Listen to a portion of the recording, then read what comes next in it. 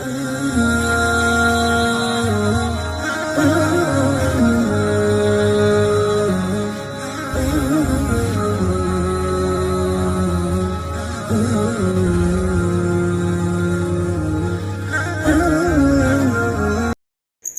السلام علیکم ورحمۃ اللہ وبرکاتہ۔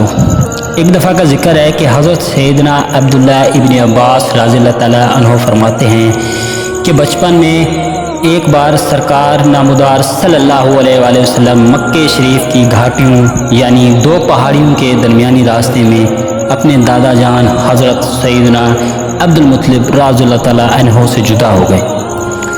بعد تلاش دادا جان واپس مکہ شریف آئے اور کعبہ شریف کے پردوں سے لپٹ کر حضور اکرم صلی اللہ علیہ وآلہ وسلم کے مل جانے کے لیے رو رو کر دعائیں مانگنے لگے۔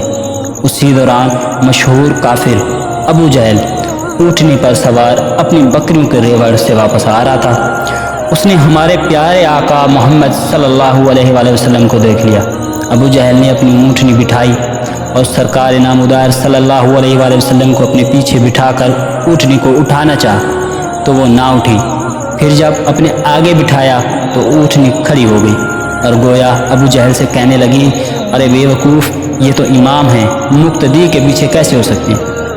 حضرت سیدنا عبداللہ ابن عباس رضی اللہ تعالیٰ عنہ مزید فرماتے ہیں کہ اللہ عز و جل نے حضرت سیدنا موسیٰ کلیم اللہ رضی اللہ تعالیٰ عنہ کو جس طرح فرعون کے ذریعے ان کی امی جان تک پہنچایا، اسی طرح ابو جہل کے ذریعے سرکار دو جہاں صلی اللہ علیہ وآلہ وسلم کو اپنے دادا جان تک پہنچایا۔ سبحان اللہ۔ حضور کی شان میں ایک درود شریف، صلو علی الحبیب صلی اللہ